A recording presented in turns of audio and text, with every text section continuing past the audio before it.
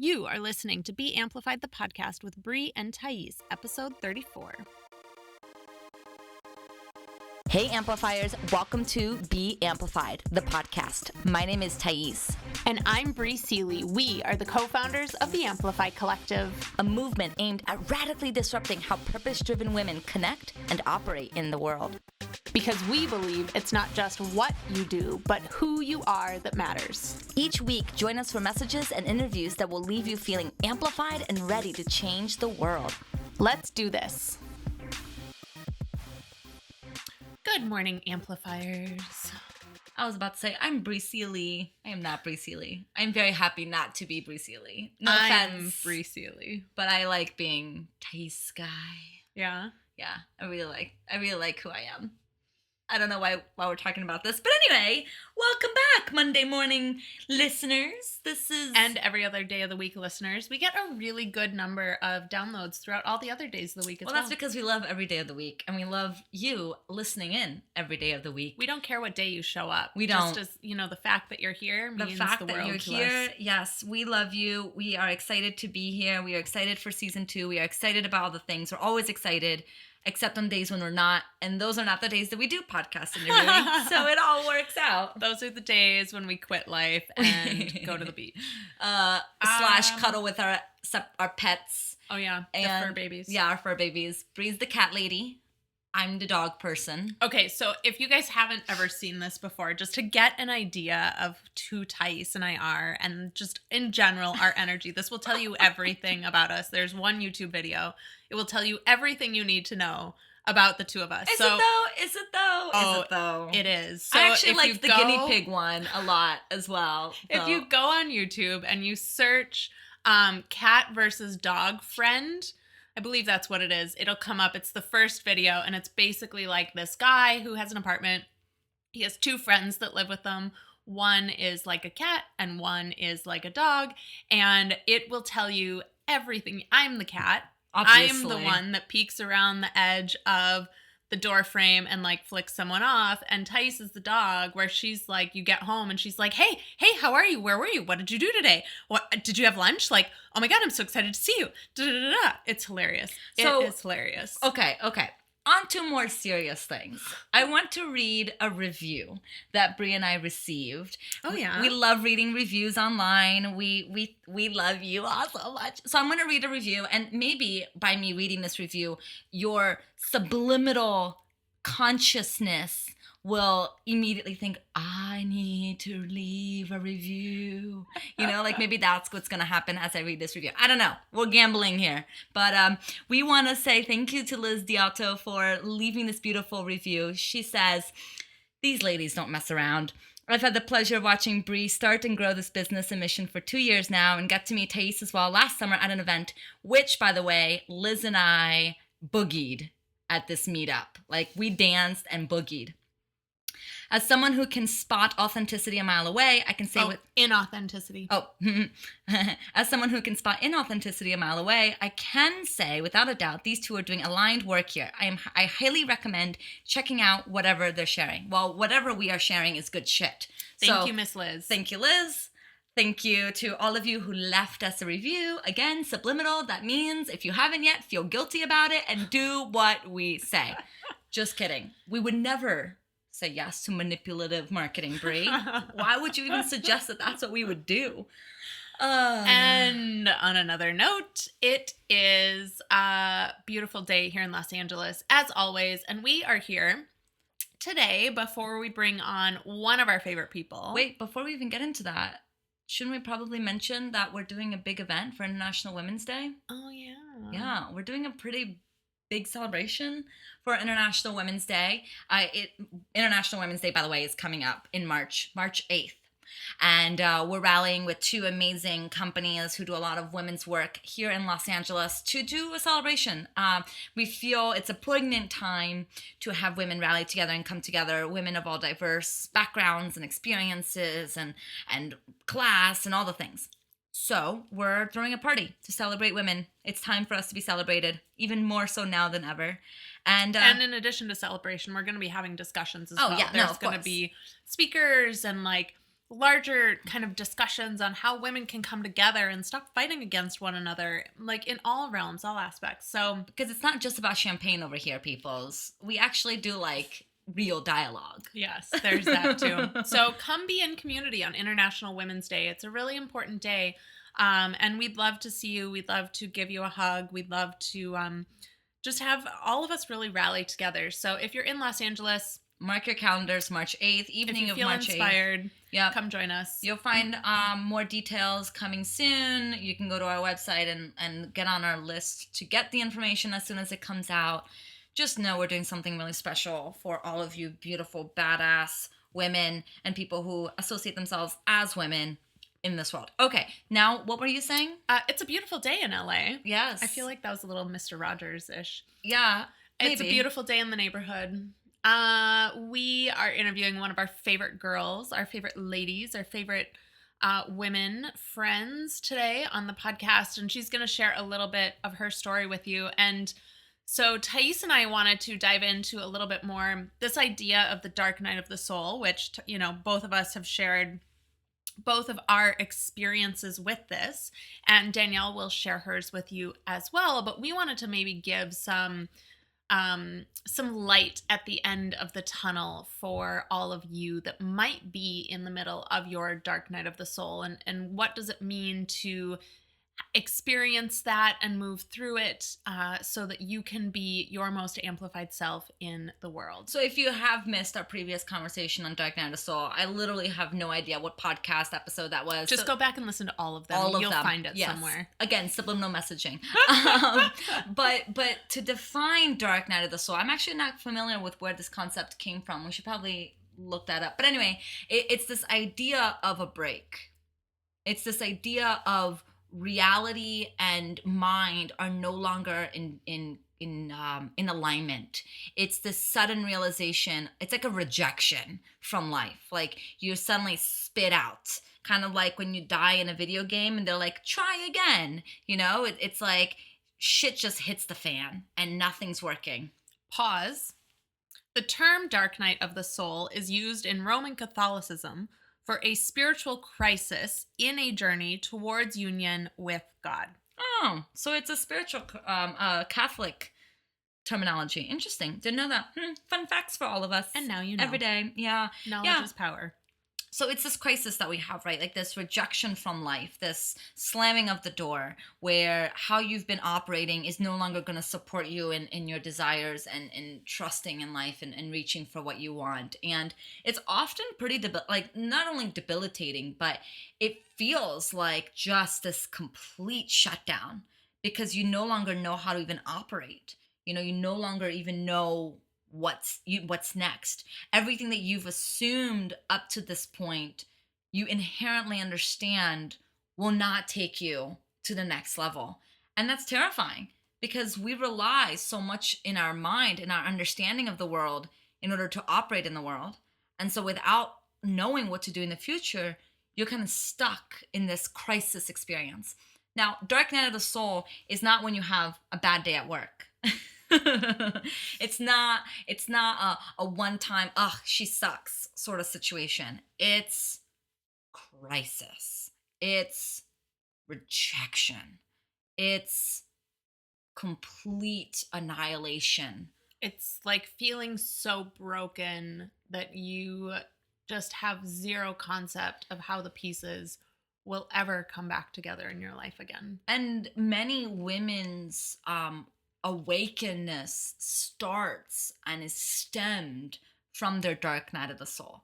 I mean, if you read Elizabeth Gilbert's work, if you read, many of these well-known authors, they will share that it was that moment in the bathroom where their knees hit the floor and they were so ashamed of themselves and their lives that they cracked open and they jumped onto something new. I just watched Under the Tuscan Sun. Have you seen that movie? I think I have. I mean, it was pretty 90s or early 2000s. Like, I'm pretty sure I did, and I was so disappointed. It's okay. Yeah, it's not that great, but it's the same concept. It's this moment where she got a divorce and her friend looks at her and she's like, you're if you continue down this track, 30 years from now, you're going to be like those people that we see whose life is taken out of them, who are just operating by default, who no longer has their passion in their eyes. And her friend was like, you have to do something different. We bought you a trip to Tuscany. And that's when she went into this grand adventure and discovered herself. A lot of heroes' journeys or heroines' journeys start in this crisis. Mm-hmm. And so, whereas it may feel, and you're totally justified in feeling that it's a crisis, in actuality, it's a call. It's an invitation. And here's the shit part, y'all. We often receive the answer to our prayers in the form of crisis. When you want something, when you want change, when you want something new, when you want more money, when you want a better relationship, guess what? All of the current relationships, all of the current mindset and beliefs that have led you to this moment has got to go. And so that's when the universe is going to present you, or life really is going to present you with shits. The minute you make a commitment like, I'm never going to drink again, or the commitment that you make to yourself, like, I'm going to exercise every day. You bet you the very next day, someone's going to invite you to go out to drinks with them. Because how are you supposed to grow if you're not tested? How are you supposed to grow if you're not shown your humanity on a consistent basis? So let's be gentle with ourselves, because this is the part of life. This is how life shows up for us. When we pray for something, you best know in the greatest of way that it's going to come in the form of conflict. And this is good. So one of my favorite things in relation to this is a quote that I read from Wallace Wattles in The Science of Getting Rich. No, what's it called? The Science of Being Great and The Science of Getting Rich are Okay. two of his books. I always get it confused with Think and Grow Rich. Oh, yeah. No, The you're right. Science of Getting Rich. And he talks in there about how it's possible to think your thoughts of truth regardless of appearances. And I love this conversation of circumstance, right? Because we can all play victim to our circumstance. Like, oh, I hate my job. I hate my boss. I'm not doing my work in the world. My relationships were taken away from me. This, that. Like, we get to blame all these things on our external environment, on our circumstances. But the reality is that no matter what your external circumstance is, you get a choice. You get a choice to play victim to this. You get a choice to continue to resist the gifts that the universe are bringing you in whatever this circumstance is. Or you get a choice to see it from a different angle. So for me, when I got, my pay got cut in half at my job, I could have chosen to see that as a shit moment. And believe me, I started the spiral going down, being like, how am I going to pay for things? Who am I going to be? What am I going to do? I got to get a new job, like all the things of spiraling down into that shit victimhood. And I was lucky enough to have enough people around me to push me out of that and remind me and show me that in every circumstance, there is a silver lining. There is goodness behind it.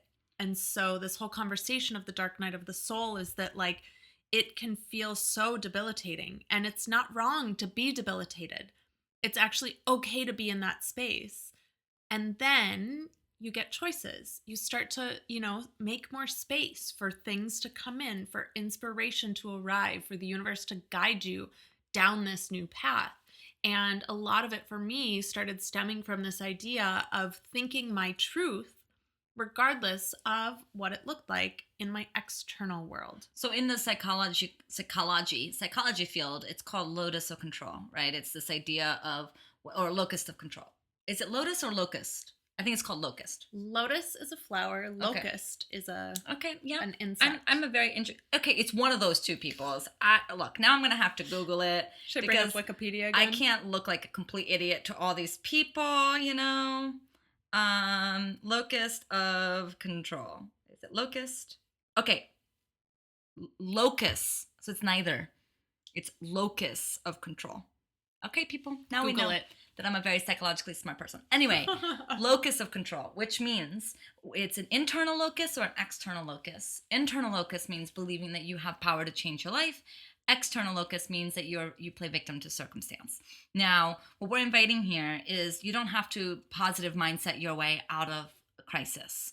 Oftentimes it doesn't work. It only makes you feel more ashamed for the fact that you've fallen into the hole, and then you spiral into self-pity, and that's not a good thing.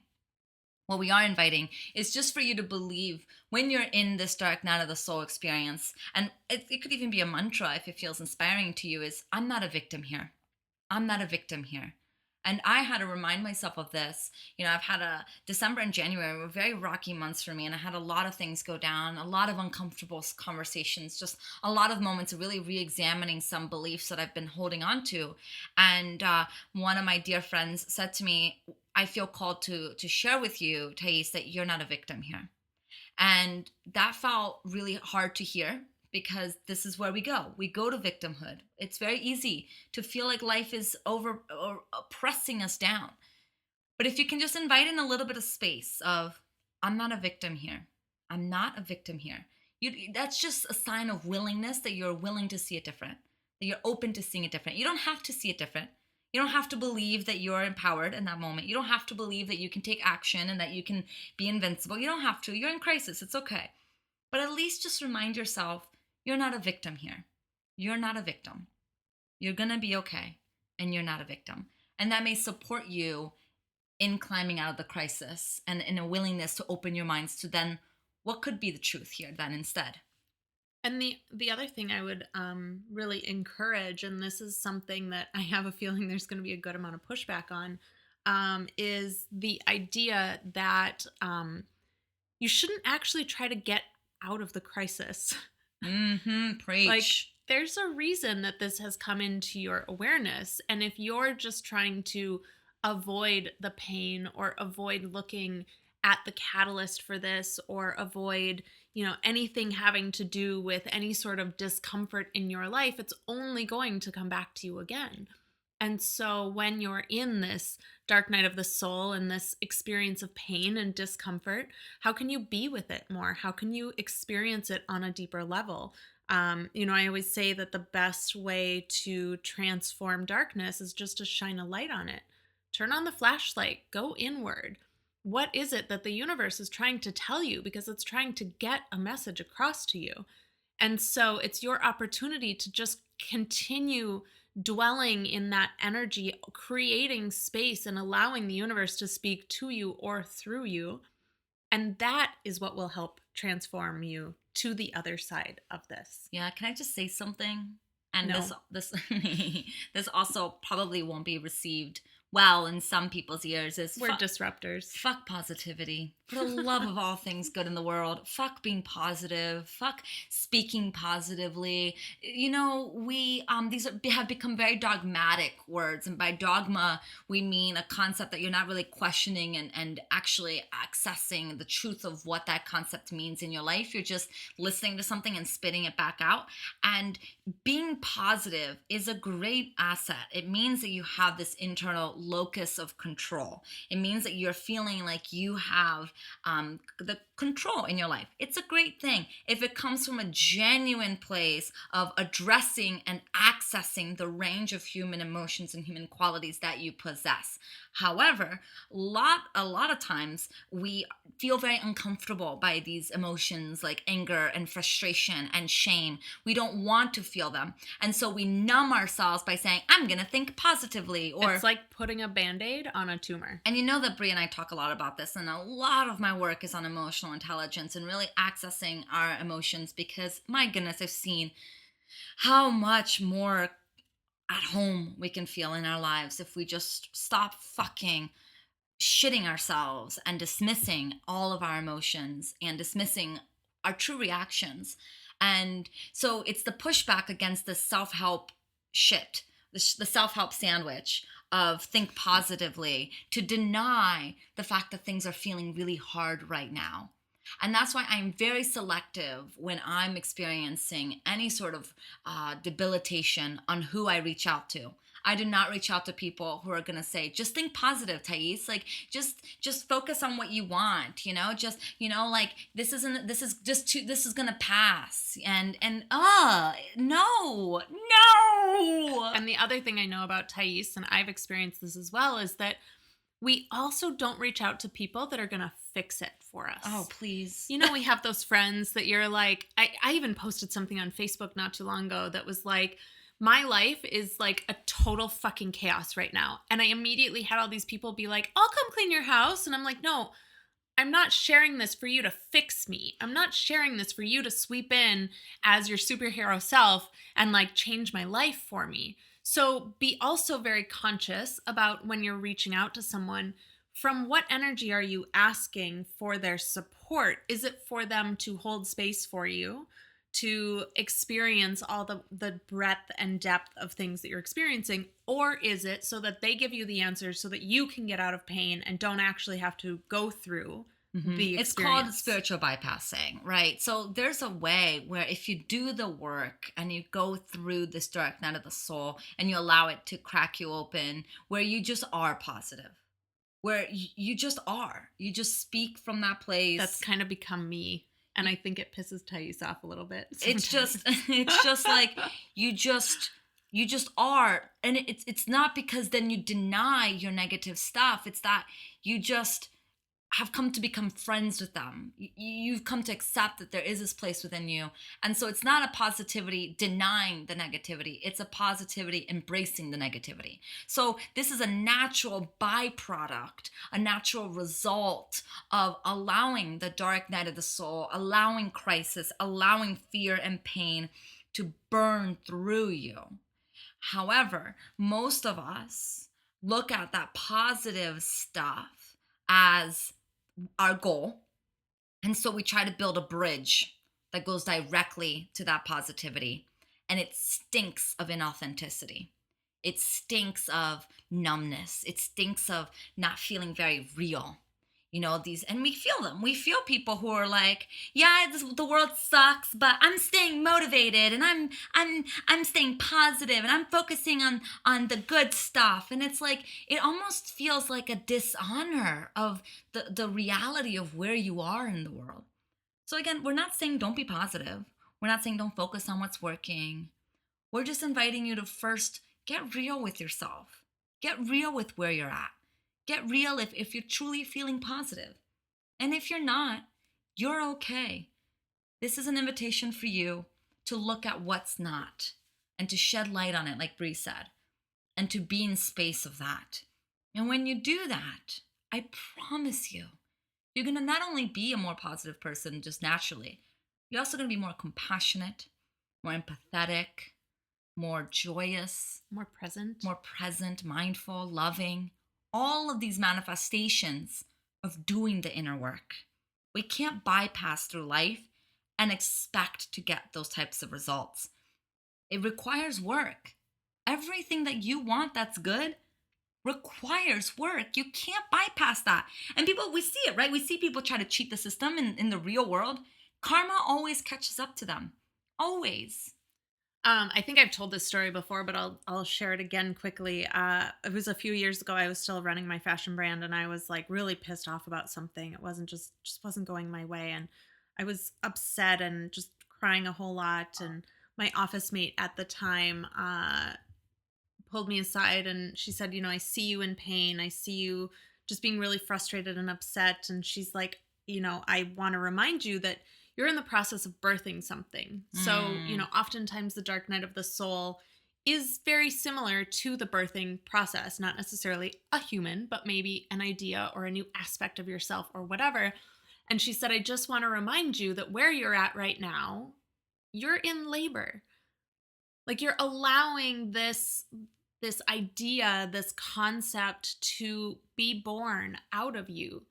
And when it hurts, give in a little more, surrender a little deeper, push a little harder." And it's very similar with this spiritual bypass work, this spiritual work, that all of this stuff is like, it's You just want to gonna have hurt, C-sections. right? It's gonna hurt. Of course it's gonna hurt. You're literally birthing something new into the world. So when it hurts, take a deep breath, relax a little bit, and push a little harder. Like, do the work. Like Thais said, it is the only thing that will get you onto the other side of this dark night of the soul conversation.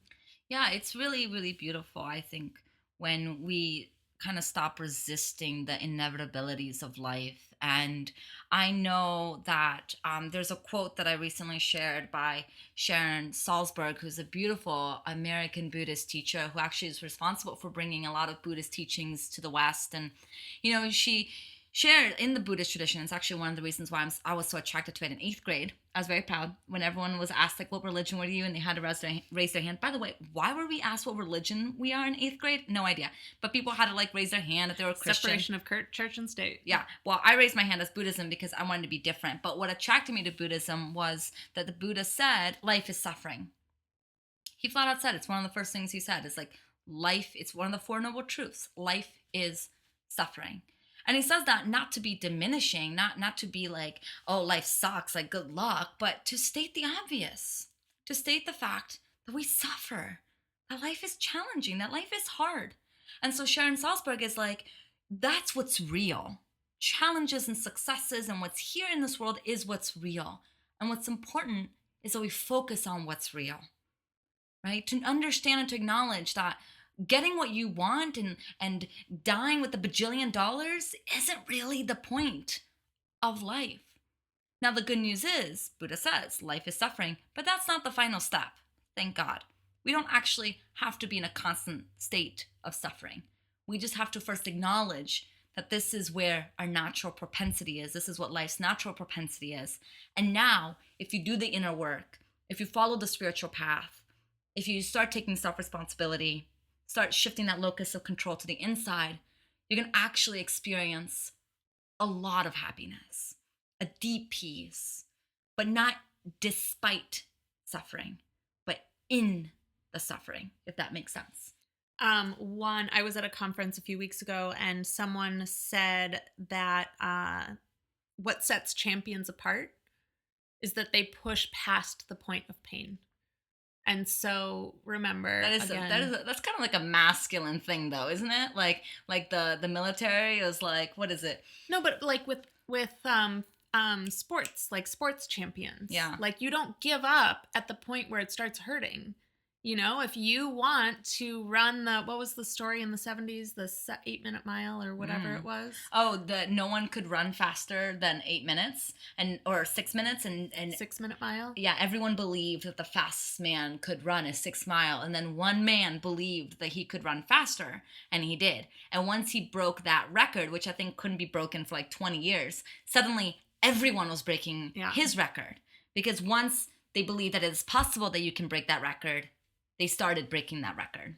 And we digress. But what you get is this idea that, like, that guy that was trying to get that record didn't quit when it started to hurt. Like, he didn't give up. Oh, I see what you're saying. Like it's not like pushing past your physical limit. It's more of like when it gets uncomfortable, you don't just fucking quit. Yes. Yeah. You don't quit. Yeah.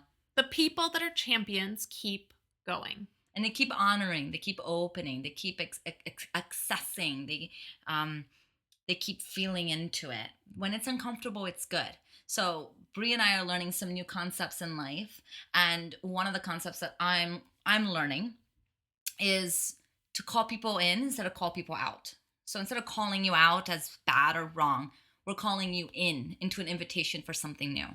And so right now, we're calling you in. We're calling you in to get uncomfortable.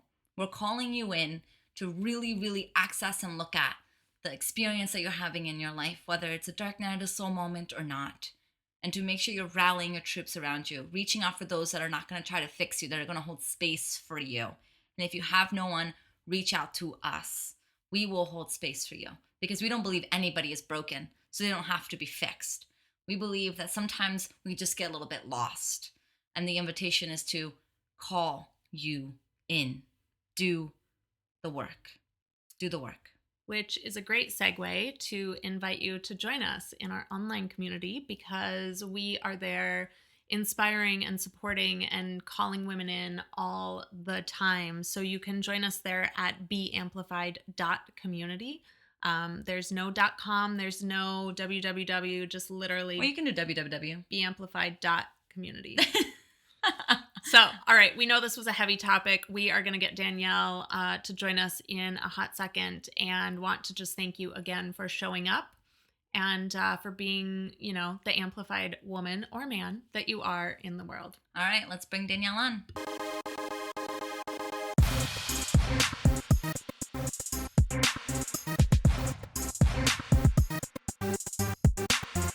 We are so excited for our next guest. This guest is a particular soft spot in my heart. Danielle Mercurio is just a divine being of astrology goodness and life goodness. She's not just an astrologer. She has like so much good shit in her life. And we are so excited to have her on. Welcome, Danielle.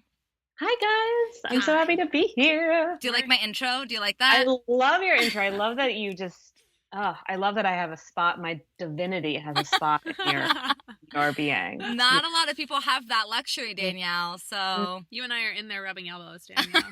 I love it. I'm savoring it. I am. Well, let me tell the audience a little bit more about you before we get started. So Danielle is a professional speaker, spiritual teacher, and comedic host. It is her deepest desire to inspire people to live a life that feels on purpose.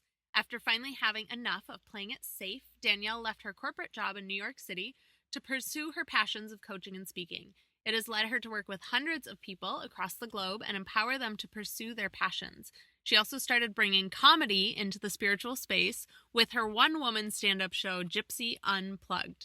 Danielle received her life coach and energy leadership training at the Institute of Professional Excellence in Coaching. She's also worked under the spiritual leadership and guidance of Gabrielle Bernstein and is certified in levels 1 and 2 of her Spirit Junkie Masterclass. She loves travel and new adventures, good food and conversation, reality TV, and being in the present moment. Danielle is currently based in LA. What's your favorite reality TV show? Currently, it would have to be The Bachelor.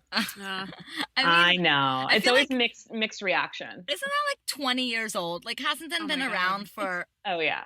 Yeah. I remember it coming out when I was like a senior in high school. Yep. That's amazing. And I was single then and I'm still single now. So clearly it's investing in this show has been life-changing.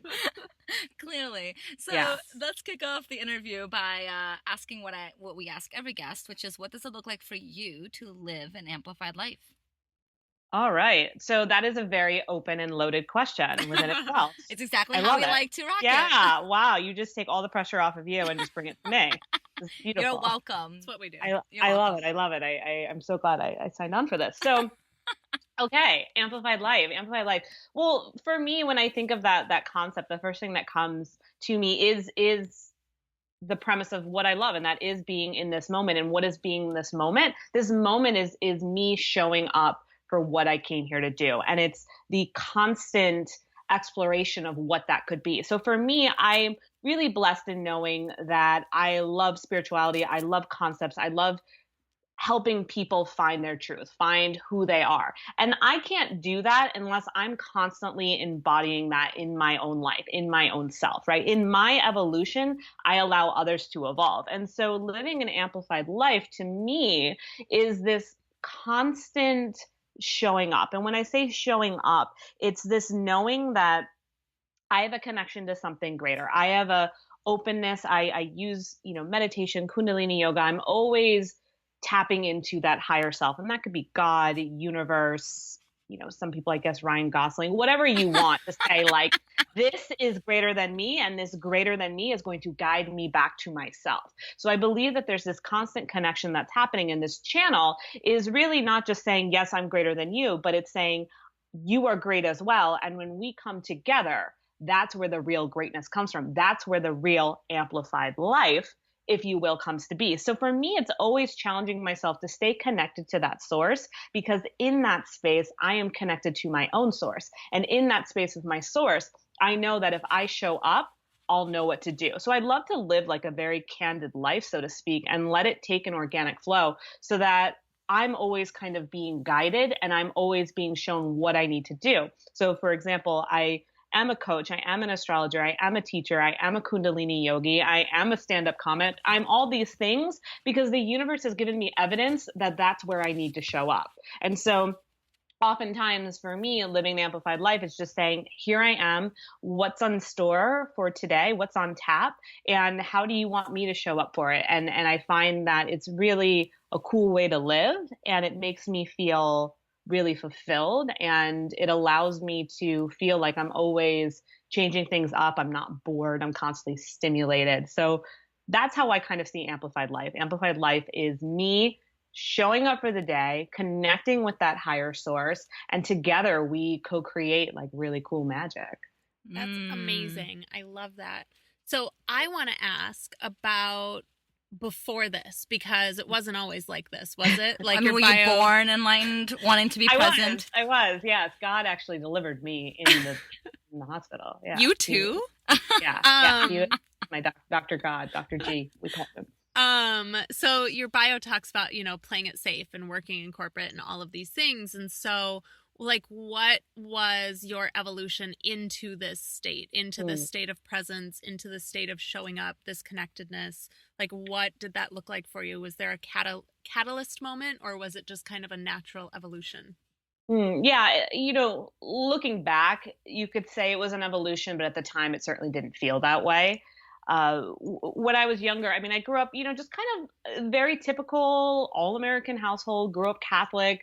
There were rules and kind of regulations to life. And there was this society's timeline, right? And I just kind of felt like I was supposed to just do what everyone said because then I'd be safe. I always was told play it safe growing up, but internally I always felt like, well, what does playing safe mean? Because when I play it safe, it means that I'm not myself. I'm not Danielle Mercurio, and I'm not figuring out who that is. I'm just doing what everybody tells me to.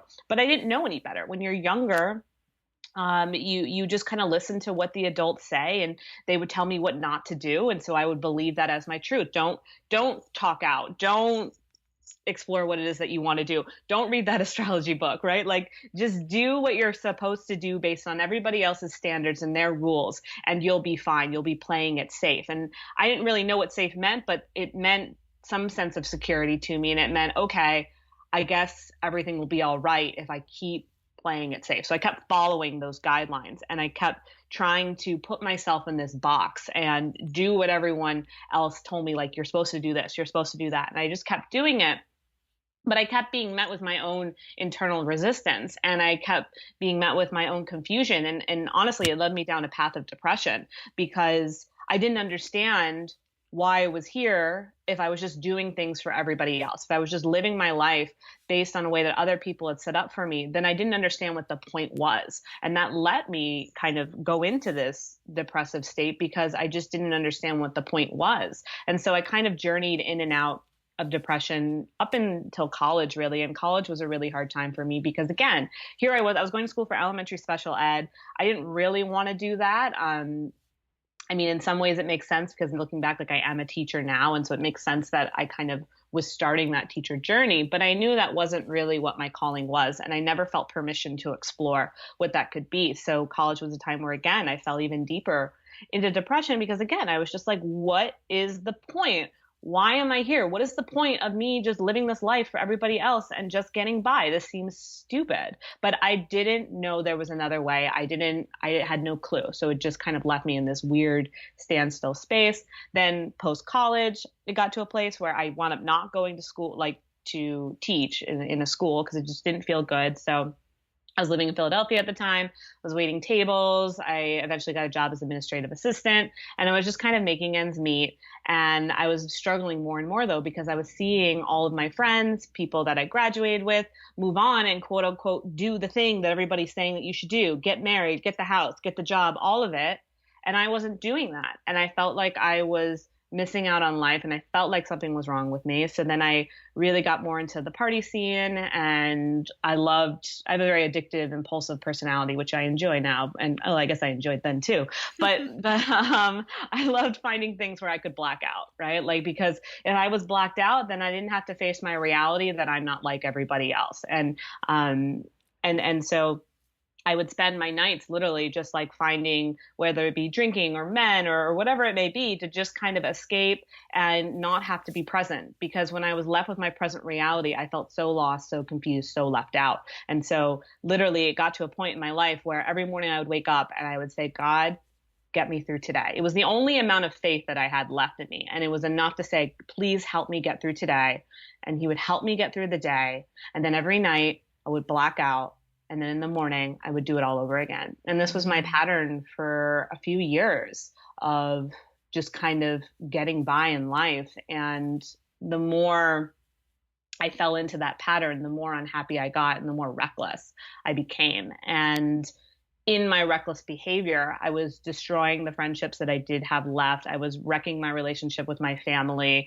I was being really selfish in the sense that I didn't know any better, and I clung to this recklessness. I clung to blacking out so much that it was a very self-obsessed prophecy that I created for myself because it was my only way of knowing how to live. I just knew how to live through the day and black out at night. And I was really kind of shutting out any real, honest, authentic relationships that I had.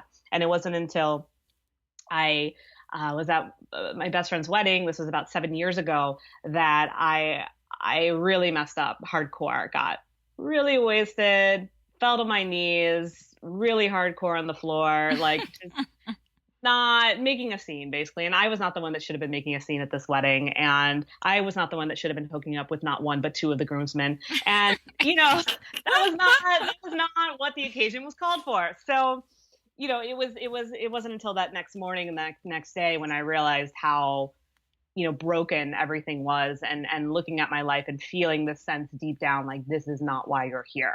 And still having, again, enough faith to be like, God, what do I do from here? And enough faith to still even feel that little tiny sense of the little girl who I was, that when I first started, before I knew any better, that you had to be in a box or that you had to please outside society, that maybe I could be great, or maybe that I was here to do something where I would be in front of other people and do my thing on my terms. And so I started to explore what that was. I went into therapy, I found meditation, and very quickly from that point, things turned around. I mean, it really didn't take that much, only honestly like a few months of really hard work of facing my fears and getting really uncomfortable with myself, and allowing myself to just be open to what I was vulnerable to in life.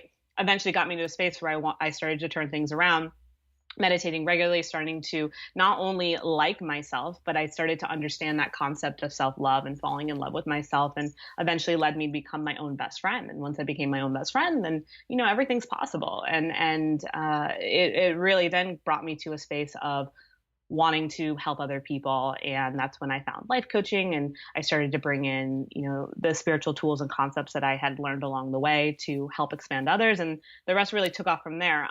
One other layer to the story, which was interesting. So it's like I hit my rock bottom 7 years ago. I allowed myself to rise up. I allowed myself to get to a space where I knew I wanted to help other people. And what was interesting, I got to that space of being certified, ready, qualified to help save the world. But then I kind of hit another rock bottom, because here I was ready to help people, but nobody was around, or nobody really cared, or no one was really listening. Isn't that amazing? You know what I mean? Yeah. So it was like crazy. So I was like hitting another rock bottom again. And I was like, what's going on? Like, I thought I like, cleared what do you mean that people don't just start lining up? You say, know. hello, I want to help you. Yeah. I'm like, I got something to say. Yo.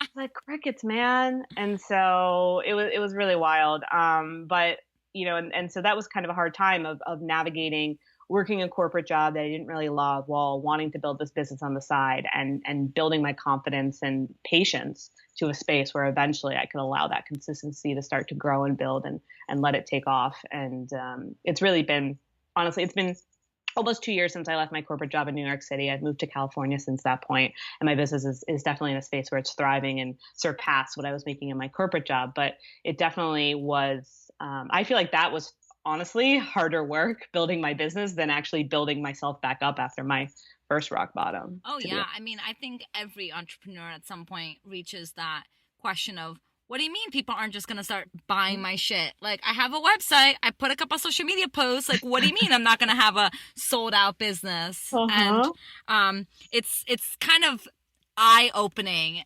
once you start to realize that it's not just as not necessarily easy, because I don't think we were looking for easy, but we definitely did expect that once we let people know that we can help them, that people were just going to start coming to us. It's kind of heartbreaking.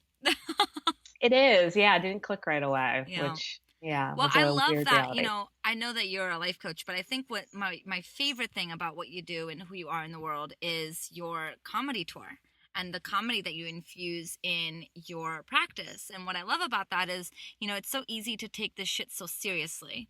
And it's so easy to get into our high horse of being enlightened and having to be so serious and reverent and whatever. And one of the spiritual words that I love so much is this idea of Layla, which means cosmic play. And it's that, you know, like let's say if we believe in divine beings, if we believe in guides or whatever else, that they're all having a great time. They're having a ball with us. And we're the only ones that are taking ourselves too seriously. So I love that you infuse that into your work. Yeah, thank you. It's so much fun. You know, the universe definitely has a sense of humor in so many ways. And when I was speaking, when I really started to get my speaking gigs coming through, I noticed that when I was up on stage, after talking about something serious or heavy, all of a sudden these jokes would just slip out of me. And I knew that it was because we need it, right? We need to lighten up some of this content. We need to balance out what we're working on internally with something to, you know, make it feel more lighthearted or funny or whatnot. So the universe is absolutely hilarious. And so when you allow yourself to be in that space of teaching, you also allow yourself to be just open to whatever the audience needs. And so when the humor and the laughter was coming through more and more, I was like, how awesome would it be to do a show where I am deliberately making fun of the spiritual community, but in a way that is lighthearted and fun and not offensive, and just, you know, to just let yourself go and have a good time. Tice and I have a full-on text thread with 2 other girlfriends, just like literally making fun of all the things that we as spiritual beings do. Yes. Like let's look at all this. You know, we carry rocks around in our pocket and expect them to like change our lives. I know, it's wild. Yeah. Oh, it's so much fun. We laugh so hard about, like, you know, we'll say something and then someone will respond and say, well, I think you need a bigger crystal. Like, clearly that's the solution. Or clearly this is where you need to surrender your ego. Yes, that's a good one. You know, or, you know, if someone's being really negative, just send them light. You know, we're going to send them some love. We're going to send them some light. They need it. They just don't know. It's okay. Just send them light. Just send them light. Oh, it's so good. Yeah, you know, the more you're in an industry, the more you get to make fun of it, because it's ridiculous and hilarious. And I love when, you know, a lot of people, I mean, this is Brie and I's favorite inside joke is, well, spirit made me do it. You know, where I love that. I started using that hashtag spirit made me do it. It's like we get this divine download, and then we, without even looking at the consequences, just have to take action on that download, and you have to do it. And it's like, well, you know, we have to complement these downloads with reality and what's really going on in our lives, and if it's even appropriate. Yes, it's true. We have to check in with the human side of things and see what is logistical, right? And it is important to have that flow of both of it. Yeah. I talk about that all the time. Like, yes, we are spirits. We are spiritual beings. But we chose, like, we all made an active decision to come here as human beings. Exactly. And so if you're too much in the human and denying your spirit, obviously you're going to be out of balance, out of flow. And the same goes in the other realm. Like, I look at so many of these like super spiritual people that quote are unquote, totally quote unquote, by the way, right? That are totally denying that aspect of their humanity. And for me, like, I'm all about playing with both sides of the fence. Yeah. Well, and it's a lot of the reason why I put quotes. I know, Danielle, we've talked about this before. It's that it's spiritual bypassing, right? Like, so much of these quote unquote spiritual people are people who don't really want to look at their shit. So they would rather bypass it by saying how enlightened they are than actually do the work. Absolutely. And I call them my by spiritually curious, right? So they say that they are, because they're not fully, you know, we want to have that balance, but when you're committing to a spiritual path, it's committing to all of the factors of your life, all the components. I think the election really brought this up in a lot of ways, that we can't keep just playing it small and in the sense of, oh, I'm a spiritual being, love and light, whatever. It's like, no, when real shit hits the fan, like, how are you going to show up? Then how are you going to bring that gift that you have of your spiritual essence and your connection and actually do something and actually help shift and evolve and change the consciousness? Because that is what I believe that we are here to do. And if you're just playing spiritual games, then you're not, you're kind of being a coward. Oh, I mean, I remember, around the time of the elections, there were so many people on Facebook that were like, I'm not going to vote because I'm not going to participate in this human endeavor. And this is all low consciousness conversation. So I'm not even going to participate in it. And it's like, first off, you really want to be careful when you say to your community of thousands and thousands of people that you're advocating for them to not vote, to not participate, right? And then to do it from the name of spirituality, from the name of quote unquote low vibration. And that's dishonoring the practice. That's dishonoring the fact that if there's any system that needs more of us, it's the political system. Absolutely. Yeah. Well, it's all the systems, but well, yeah. But this is the one that's going to take away my rights. So, yeah. Not to awfulize, but. Right. But it's true. And that's where, like what Bree was saying is you have to factor in all the sides of things. You can say, oh, I'm super, spiritual, whatnot. But are you buying into materialism? Do you have a home here? Like, are there things that do you have a cell phone? Do you have an iPhone? Like, stop saying you're this like all super human or super being rather and not and saying like, oh, I'm not going to vote, I'm not going to do all this, but yet you still are participating in some of our society. It's like if you really feel that way, you can't pick and choose. No, you can't. And if you feel that way, then like go get your cave and isolate yourself from the world. Like, call it a day. We should sell caves. Like, I feel like that's a pretty good business endeavor to sell Indian caves for all of you who want to not participate in the system. Yeah. I'm sure it'd be very successful. Mind Body Green will be all over it. Participate in life, not even just the system. Like, okay, so I'm in for this business endeavor. Who else is in? I mean, I need some cash here. I need some capital. We have an attorney now, so we'll have her draw up a contract between the three of us. We'll send it over. It'll be great. So I love your story, and I love how you've gotten to where you are now, and I know that so many challenges have probably come up for you in this time span.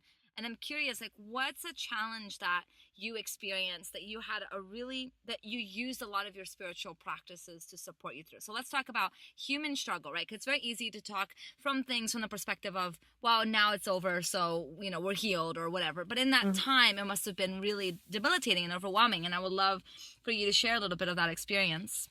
Yeah. Not to put you on the spot.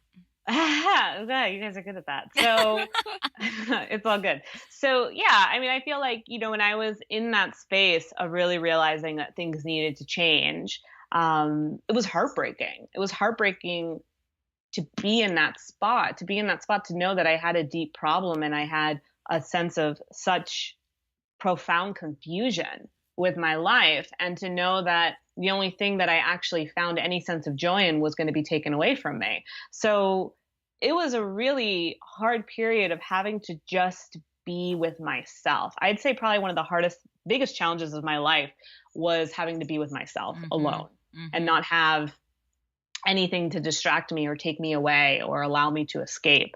To this day, it still, comes back and haunts me at times. But at that time, it was really hard to just be with the rawness of me and have to sit with where my life was at that moment, and then try to find the positive and try to find the betterment and try to find the hope and the potential.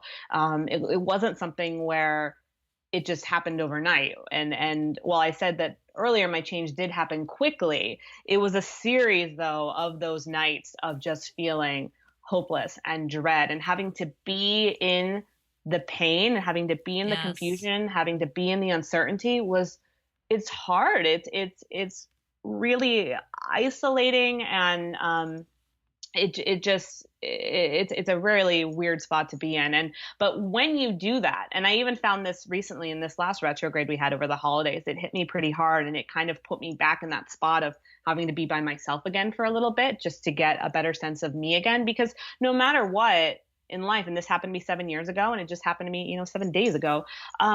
We get caught, we're doing our thing, and we're living our life, and we're moving things forward. And as I said, I really pride myself around being in the present moment and being as connected to source as I can. But along the way, we pick up other shit, right? We pick up shit that we've, just allowed ourselves to compare ourselves to, or other people's stuff projected, or things that we projected out. And we've got to clean that stuff up. Yeah. And it's not fun, and it's not pretty. And so having to sit in that loneliness and that isolation of kind of separating from all the things that you may have picked up along the way is not easy. But I will say that if you give yourself that space and that commitment and that certainty of just a few days, you will come out not only feeling like yourself again, but you come out feeling like an elevated, renewed sense of it's. Yeah. And I think that's such a beautiful gift that comes out of it.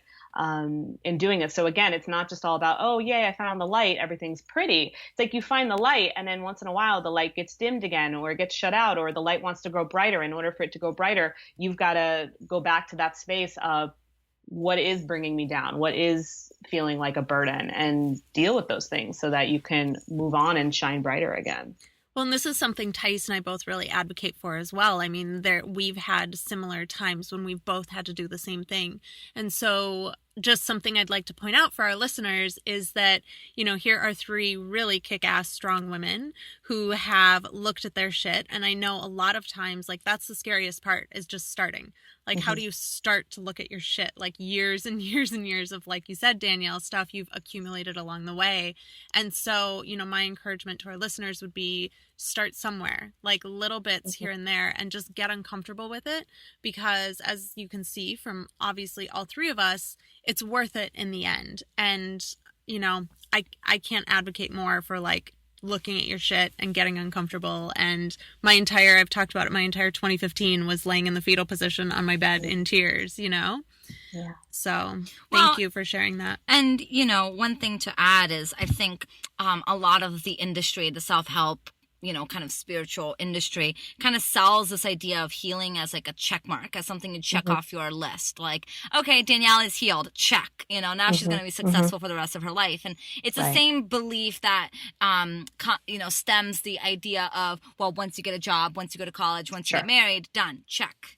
And it's not the way it works. And there's waves and cycles, and trusting the desire to come back inwards is a great opportunity to see what else is there. It's that check. It's that making sure that we're always touching base with ourselves, that we're not just falling into another pattern. And so Danielle, thank you so much for bringing that up, because it's like, just because you've healed from one thing doesn't mean that there's not going to be periods of your life where you need to slow back down and you need to reassess and make sure that you're doing well and that you're checking in with yourself.